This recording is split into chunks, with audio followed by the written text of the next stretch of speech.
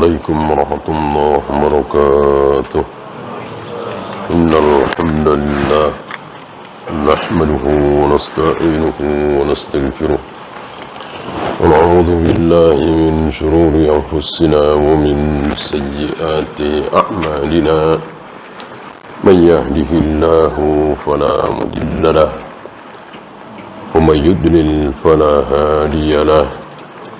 أشهد أن لا إله إلا الله وحده لا شريك له وأشهد أن محمدا عبده ورسوله وبعد.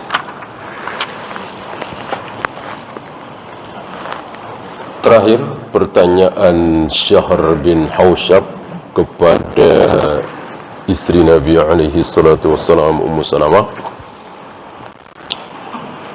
tentang doa apa yang paling banyak sekali dipanjatkan oleh Nabi sallallahu alaihi wasallam idza kana 'indak, ketika beliau berada di sisimu. Tentu Nabi alaihi salatu wassalam seringkali bersama Ummu Salamah, satu rumah, satu kamar bahkan karena istrinya. Maka Syahr bin Hausyab bertanya, doa apa yang sering diucapkan oleh Nabi ketika berada di rumahmu? Maksud ketika berada di rumahmu bukan sebuah sunnah, tapi ya tentu beliau sering mengucapkan doa seperti itu. Enggak ada hubungannya dengan giliran Ummu Salamah, ya mungkin di Aisyah, di Juwairiyah, di Zainab binti Jahsy, ya semuanya sama kan? Kan nggak mungkin Nabi punya doa masing-masing di istri masing-masing, ya kan? Kan nggak ada sunnah seperti itu.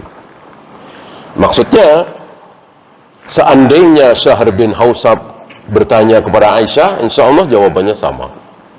Seandainya Syahr bin Hausyab bertanya kepada Zainab, insya Allah jawabnya sama. Seandainya Syahr bin Hausyab bertanya kepada Juwairiyah, jawabannya insya Allah sama.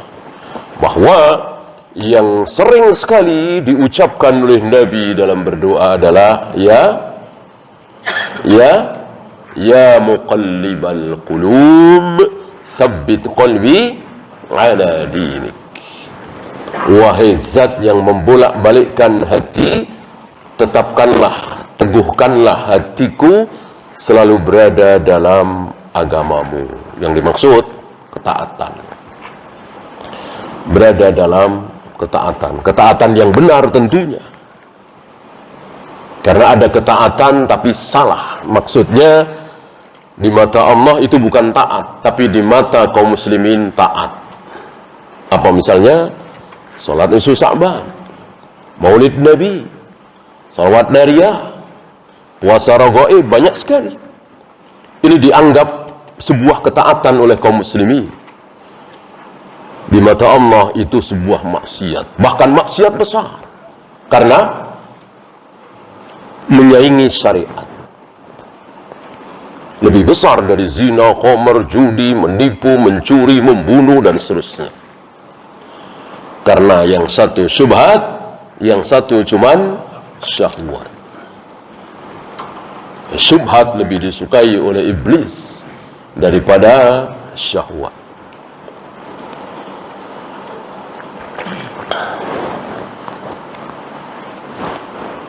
Belum selesai beberapa fawaid saya bacakan.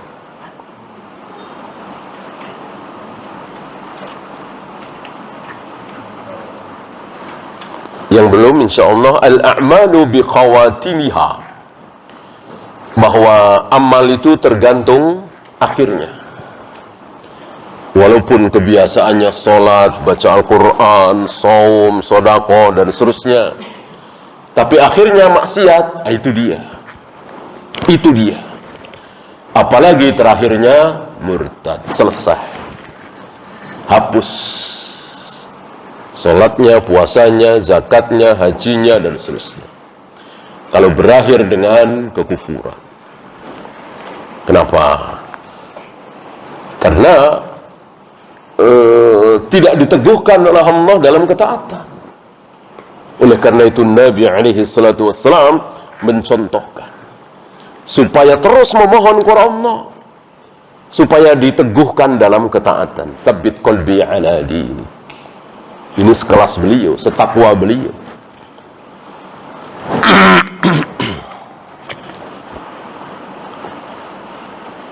Kemudian as-sabatu 'ala al-islami huwa an-ni'matul 'uzma. Teguh di dalam Islam, di dalam ketaatan, ini sebuah kenikmatan besar. Besar sekali. Anakan tidak banyak. Kalau sholat berjamaah sekali waktu, mudah. Baca Al-Quran beberapa hari terus tidak berhenti kecuali sebentar, mudah. Termasuk bangun malam sekali-sekali, sholat tahajud sekali-sekali, mudah. Yang sulit apa? Istiqamah. Ini yang sulit. Ini salah satu yang dipinta oleh Nabi alaihi salatu wassalam dari sabbit qalbi ala dinik, yang dimaksud istiqamah. Ini yang sulit.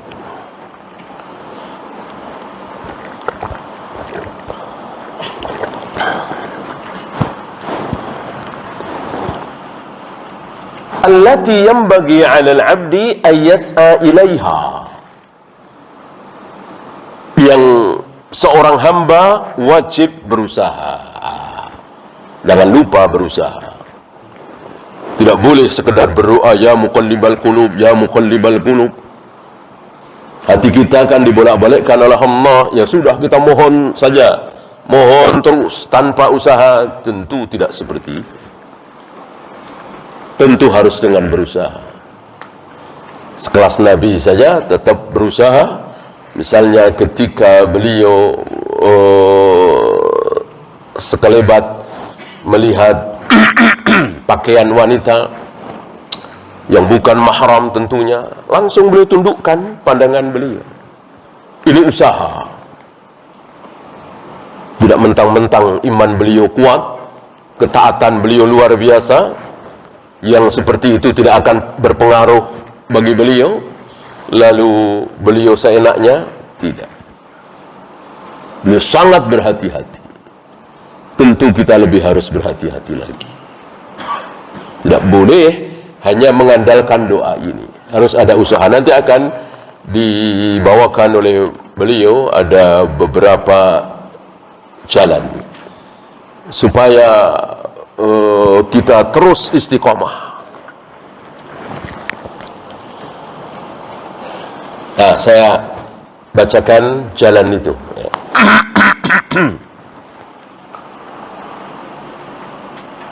Syara'allahu lana subulan. Allah telah membikin syariat untuk kita berupa subul. Ini bukan berarti jalan kebenaran itu banyak, bukan. Subul kan jamak, bukan sabil. Yang dimaksud jalan kebaikan. Tentu banyak. Bisa dengan ilmu, bisa dengan amal, bisa dengan harta, bisa dengan tenaga, bisa dengan doa, bisa dengan akhlak. Banyak. Man salakaha, barang siapa yang menempuh jalan itu yang telah disyariatkan oleh Allah ini, manahallahu hillatat sabah, maka Allah akan memberikan keteguhan. Allah akan tetapkan hati kita selalu berada dalam agamanya, selalu berada dalam ketaatan. Pakai apa? Pakai menempuh jalan itu. Bukan sekedar doa ya muqallibal qulub, ya muqallibal qulub.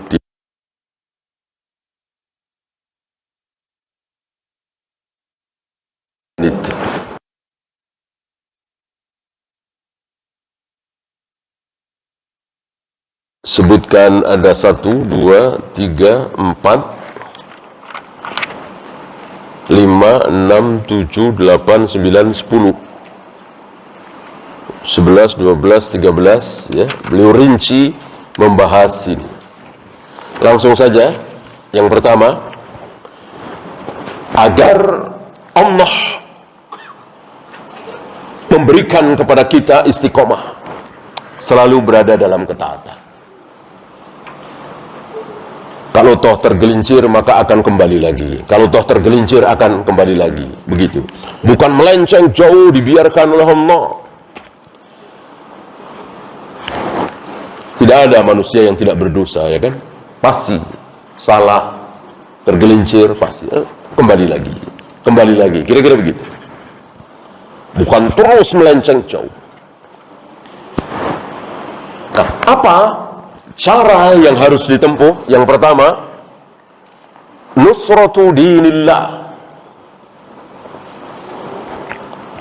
menolong agama Allah. Ini istilah dalam Al-Quran, menolong agama Allah ya. Bahkan istilahnya lebih, apa ya istilah kita, lebih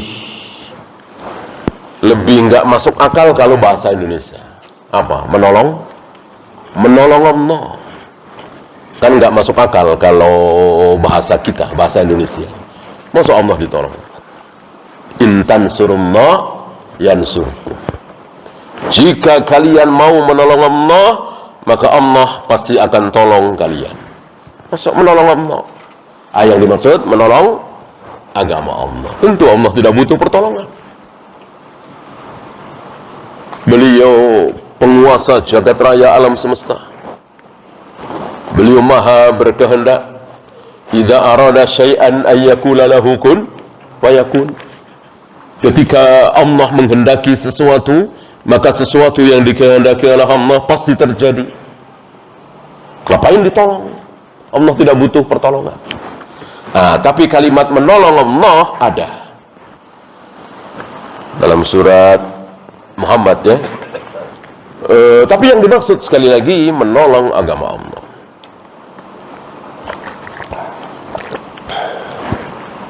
Dan yang menolong agama Allah ya kita.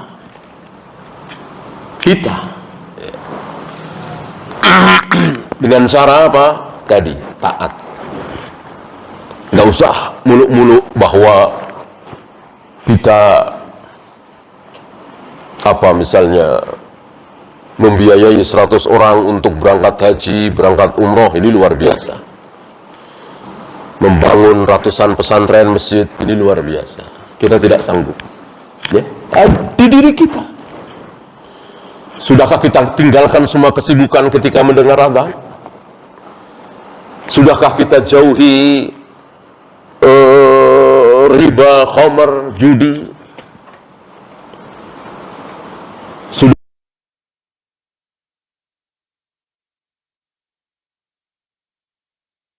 menolong agama Allah yang ada di diri kita ya. Beliau membawakan ayat walayansurannallahu mayyansuruh. Sungguh Allah akan menolong siapapun yang menolong Allah. Maksudnya menolong agama Allah. Kemudian di surat Muhammad ayat 7 tadi, intansurullah yansurkum. Jika kalian menolong agama Allah, niscaya Allah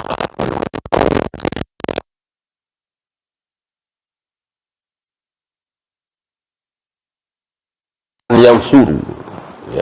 Karena ini sebagai jawab dari syarat bukan suruna mestinya, karena ada in ya, harfu jazm, maka menjadi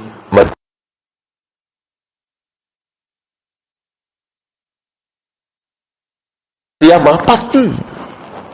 Pasti jika kalian menolong agama Allah, pasti Allah akan menolong kalian dengan cara yang benar. Contohnya sudah ribuan, bahkan ratusan ribu, 100.000 lebih. Sepertinya tidak sampai 200.000. Siapa? Para sahabat. Tidak ada para sahabat yang tidak menolong agama Allah. Apa akhirnya? Allah tolong mereka. Berhadapan dengan Romawi, berhadapan dengan Parsi, Allah tolong. Allah taklukkan musuh-musuh para sahabat. Allah tinggikan derajat para sahabat. Bukti dari kebenaran ayat ini, jika kaum muslimin menolong agama Allah, pasti Allah akan tolong mereka.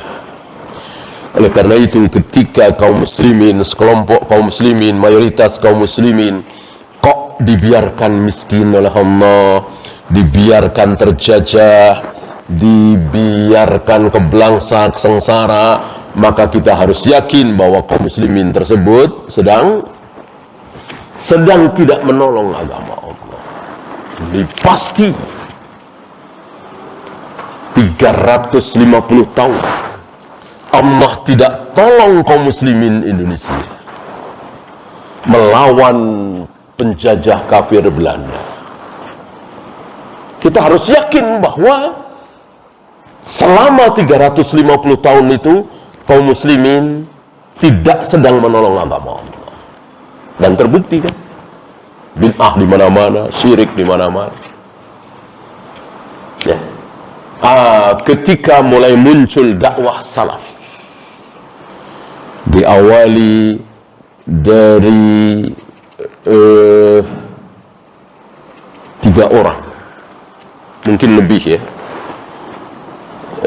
sepulang dari haji, ketemu dengan Syekh Muhammad bin Abdul Wahab, lalu pulang ke Sumatera Barat, ya, mendakwahkan dakwah salaf, lalu diteruskan. Walaupun sedikit mulai muncul sunnah, mulai ada dai yang mengatakan ini bid'ah, ini syirik, yang sunnah yang ini, yang tauhid yang ini. Sebelumnya belum ada, kecuali sedikit sekali. Walillahilham, Allah tolong, Allah berikan kemerdekaan dan seterusnya. Kira-kira begitu. Contoh yang luar biasa ya para sahabat. Musuh-musuh para sahabat Allah taklukkan setakluk-takluknya. Allah tinggikan derajat para sahabat setinggi-tingginya. Yang kedua, setelah kita harus menolong agama Allah, kemudian al-qaulu tsabit as-sadid. Ada ucapan as-sabit as-sadid. Jadi ada ucapan yang harus diucapkan oleh kaum muslimin. Ini berdasarkan surat Ibrahim. Qala Allah Ta'ala, yuthabbitu Allahu alladhina amanu. Allah akan meneguhkan orang-orang yang beriman itu bil qauli tsabit, dengan ucapan yang sabit, fil hayati dunya wa fil akhirah, di dunia dan di akhirat. Para imam memahami ayat ini sebagai la ilaha illallah di akhir umurnya. Ini sudah sabit, sudah teguh. Dan ini tidak semua kaum muslimin bernasib baik seperti ini. Walaupun mungkin ya sholat, ya puasa, ya baca Al-Quran, tapi meninggal tidak sempat mengucapkan la ilaha illallah. Al-qaul tsabit. Yang ketiga, al-infaqu fi sabilillah, menginfakkan harta, mendermakan harta di jalan Allah. Apa yang dimaksud di jalan Allah? Jalan yang diridhoi oleh Allah. Bangun masjid, bangun pesantren, walaupun sekedar semen beberapa sak, mampunya cuman itu, menyantuni fakir miskin. Dan di atas itu semua, jangan lupa memberi makan orang-orang yang lapar. Ini yang sangat-sangat dianjurkan oleh Islam. Maka Islam tidak suka berbondong-bondong nyumbang masjid, bikin menara bermegah-megah, sampai kaligrafi emas, kubah emas, miliaran habisnya. Sekitar masjid banyak orang miskin, kelaparan. Allah tidak suka. Ya. Sampai terancam tidak masuk surga, kan? Ketika kita tahu ada tetangga kita yang tidak bisa tidur karena menahan lapar, sementara kita tidur dalam keadaan kenyang, dan kita tahu itu, maka terancam tidak akan masuk surga. Waliyadzubillah. Maka ini mestinya apa yang harus diistimewakan oleh kaum muslimin. Jangan sekedar masjid, pembangunan, apalagi yang tidak perlu, menara misalnya, kubah misalnya. Para imam mengatakan ini kan bid'ah.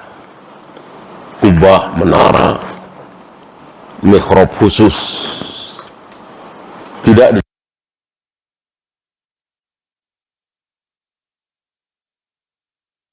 riwayat yang menyatakan Masjid Nabawi sangat sederhana. Apakah bangunan-bangunan rumah hari itu sederhana semua? Tidak. Ada yang bagus, ada yang mewah ukuran hari itu, ya. Tapi masjid oleh Nabi dibiarkan sederhana, karena tidak disukai, ya, bermewah-mewah, ya. Bersih, bagus, disukai, wangi, disukai, kuat tentu, kan bahaya kalau tidak kuat, ya kan, ambruk, nyaman.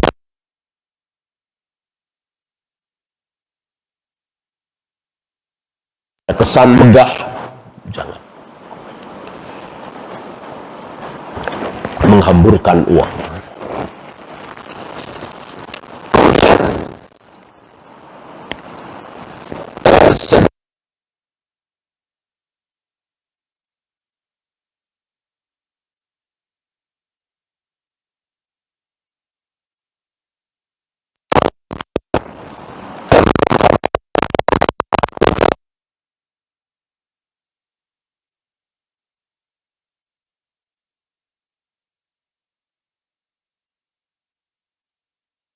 Tatbik sama dengan asbata yusbitu isbat. Kemudian doa, berdoa memohon. Jadi yang dicontohkan, ya muqallibal qulub. Bolehkah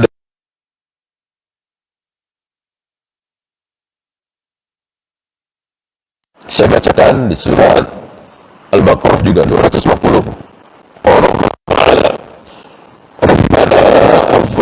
Alaina sabran, ya Allah, ilhamkanlah, tolonglah kami untuk sabar, sabron. Jadi jangan dikira sabar itu usaha kita. Sabar itu pertolongan Allah.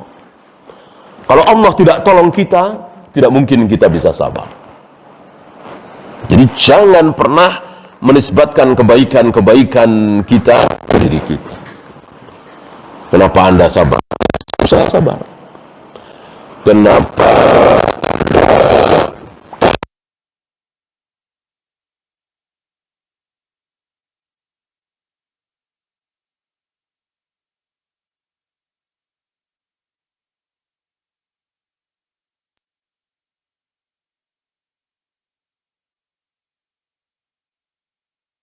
atas izin Allah, atas pertolongan Allah, atas kehendak Allah, gitu. Asbabnya, lantarannya gigih, ulet, rajin, dan seterusnya. Berapa banyak orang yang lebih gigih dari dia, lebih ulet dari dia, lebih cerdas dari dia, tapi belum hafal 30 juz. Banyak.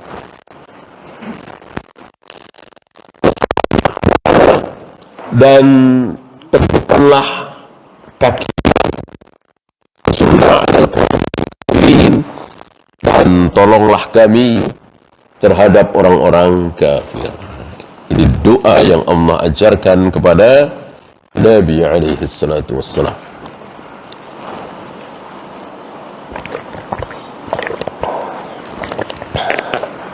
Di ayat lain, wa ka'ayyin min nabiyyin, berapa banyak nabi, qatala ma'ahu ribbiyuna katsir, yang berperang, berjihad bersama pengikut-pengikutnya. Fama wahanu lima, mereka tidak merasa lemah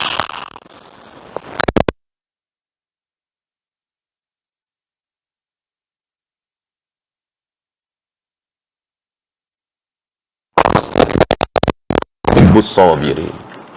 Ini Allah kisahkan bagaimana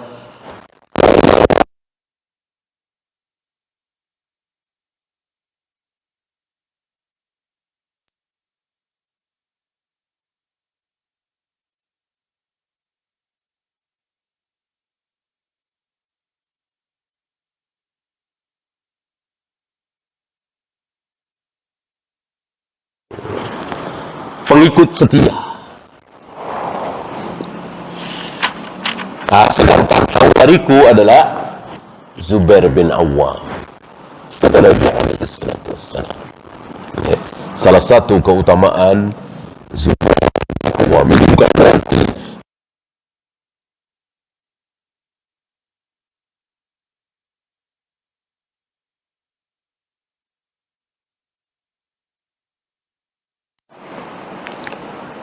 wa ma kana qaulahum illa an qalu, tidak ada ucapan mereka kecuali Rabbana ighfir lana dzunubana, ya Allah ampuni dosa-dosa kami.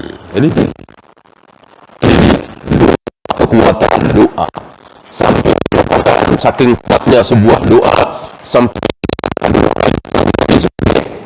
senjata silahul mukmin, senjatanya seorang mukmin apa? Doa. Apalagi ketika lagi yang bisa diharapkan, tinggal satu, apa?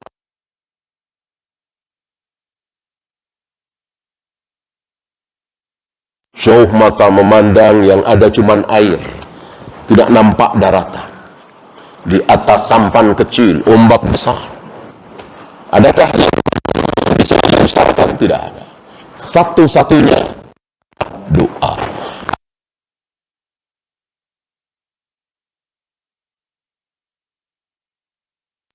Dia akan merengek.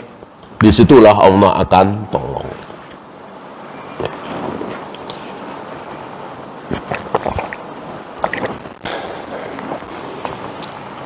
Wa israfna fi amrina, ampuni pula israf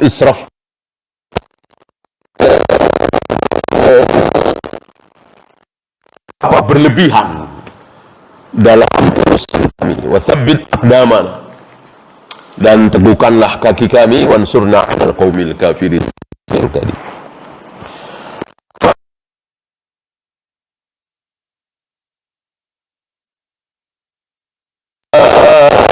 Pahala dunia,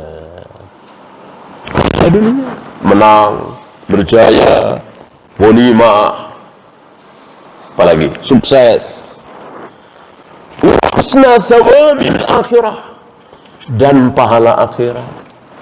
Banyak dapat. Itulah para sahabat. Apakah para sahabat hanya masuk surga saja, kemudian terluntur, bangsa dijajah, miskin seperti kaum muslimin ini? Tidak. Para sahabat tidak dijajah, tapi menjajah. Kalau pakai bahasa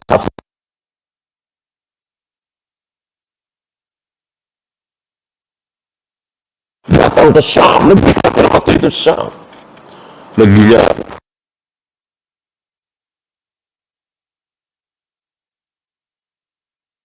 datang ke negeri kafir.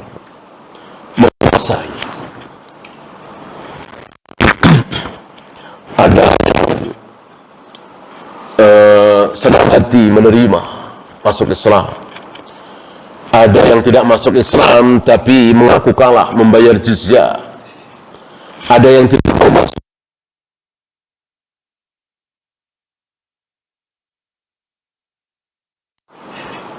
kalah mereka orang-orang kafir ini. Tidak sedikit dari mereka yang masuk Islam. Ditawanan kaum muslimin, menjadi budak-budaknya kaum muslimin, akhirnya masuk Islam. Ini ribuan contoh seperti itu.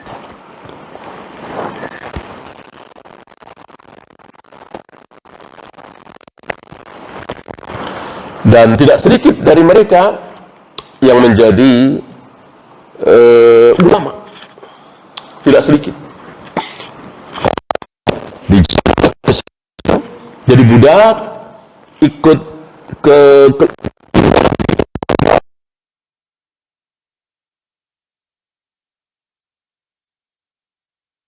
akhirnya jadi ulama. Tidak sedikit. Dakwah Islam. Kemudian fi'l mahdzur.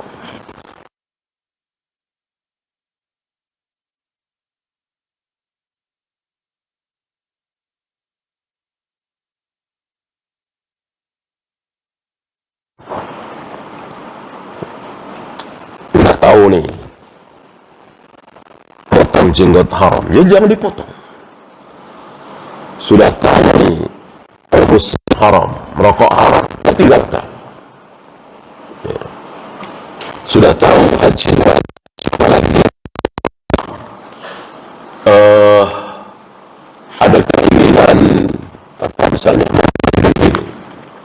tambah 100 juta, 200 juta, stop. Bayar untuk berangkat haji. Terus apa yang kita tahu itu wajib laksanakan. Apa yang kita yakin bahwa itu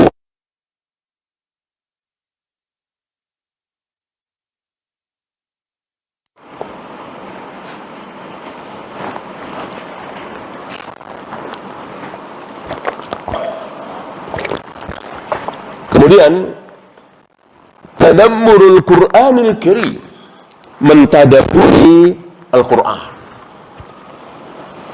Jadi jangan hanya baca, tahu tanpa melihat artinya, ya. Tadabburi. Baca Al-Quran dan ditadabburi. Insya Allah. Ini salah satu cara supaya kita terus ditetapkan dalam ketaatan kepada Allah. Nah, tentu ini butuh ilmu. Karena hanya dengan baca terjemahan, banyak dari kita yang tidak paham. Tidak cukup membaca terjemahan. Masih ingat Dr. Kafir yang bertemu dengan Raja Faisal. Masih ingat ya, berapa kali kita bahas kisah itu.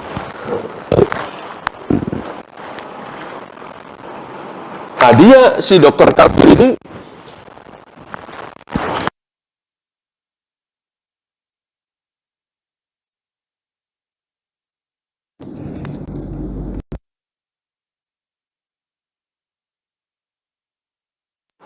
mungkin ya penerjemahannya kurang bagus. Ya. Kalau toh bagus tidak bisa. Kalau sekedar terjemah ya, butuh tafsir. Nah, maka luar biasa nasihat dari beliau Raja Faisal mengatakan, yang Anda baca bukan Al-Quran. Yang Anda baca bukan Al-Quran. Yang Anda baca adalah pemahaman si mutarjim, pemahaman si penterjemah. Itu yang masuk ke diri Anda. Anda sedang didikte oleh si penterjemah. Gitu. Karena memang yang Anda baca bukan Al-Quran. Al-Quran yang ini, ya, beliau bawa mushaf Al-Quran, tentu bahasa Arab. Ini baru Al-Quran. Kalau Anda faham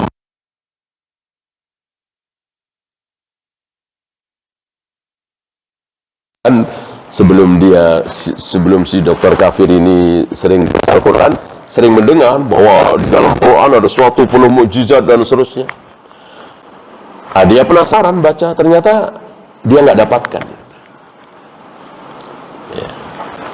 Setelah belajar bahasa Arab, ya mungkin karena cerdas ya dan serius, gigih, setahun apa 2 tahun ya, bertemu lagi dengan Raja Faisal, berobat lagi ya. Luar biasa, ternyata sudah masuk Islam. Ya. Menemukan apa kehebatan Al-Quran itu dalam bahasa Arab. Maka tidak heran kalau Abu Jahal, Abu Lahab sangat-sangat penasaran, ikut menunggu wahyu turun ini karena luar biasa bahasanya. Abu Jahal, Abu Lahab tentu Arab tulen, asli Quraisy, tentu tahu betul keindahan bahasa Al-Quran.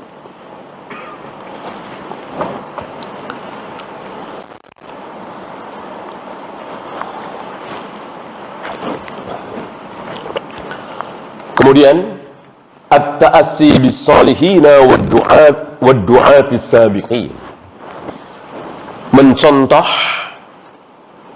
orang-orang saleh dan para dai terdahulu, para ulama, para salaf. Jangankan kita, Nabi saja seperti itu.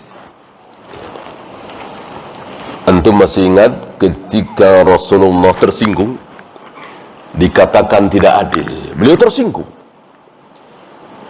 Sebagai manusia yang punya perasaan, beliau bukan malaikat, tersinggung, dibilang tidak adil. Buru-buru beliau mengingat Nabi Musa. Rahimallahu Musa, qad udhiya bi aktsara min hadza fasabar.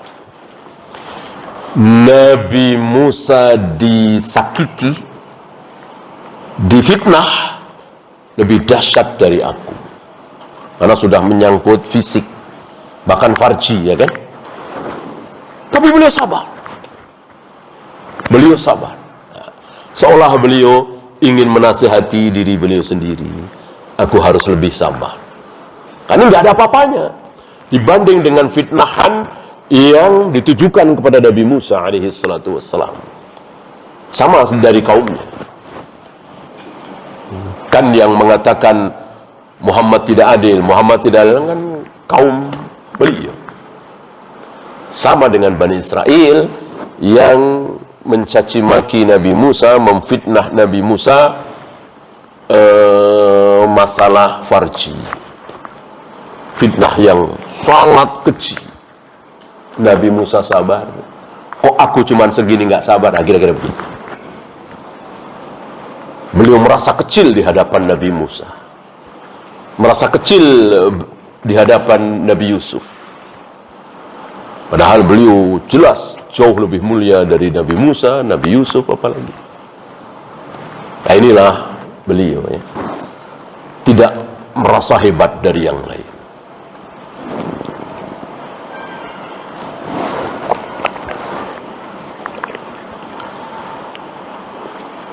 Kemudian hubbullahi wa hubbu rasulihi sallallahu alaihi wasallam, mencintai Allah dan Rasulnya. Untuk mencintai Allah dan Rasulnya, tentu kita taati apa yang diperintahkan oleh Allah dan Rasulnya. Dan dalam hal ini tidak ada nomor satu, nomor dua. Nomor satu mencintai Allah, nomor dua mencintai Rasulullah. Ini keliru. Nomor satu taat kepada Allah, nomor dua taat kepada Rasulullah. Ini juga keliru. Beda dengan ayah, ibu, suami, dan seterusnya. Itu ada urutannya. Nomor satu siapa, nomor dua siapa, nomor tiga. Adapun Allah dan Rasulnya tidak. Ya. Taat kepada Allah, otomatis taat kepada Rasulullah. Taat kepada Rasulullah, otomatis taat kepada Allah. Cinta kepada Allah, otomatis cinta kepada Rasulullah. Cinta kepada Rasulullah, otomatis cinta kepada Allah, dan begitu seterusnya. Ya, silahkan adzan dulu. Wassallallahu ala Muhammadin sallallahu alaihi wasallam wa akhiru da'wana alhamdulillahi rabbil alamin.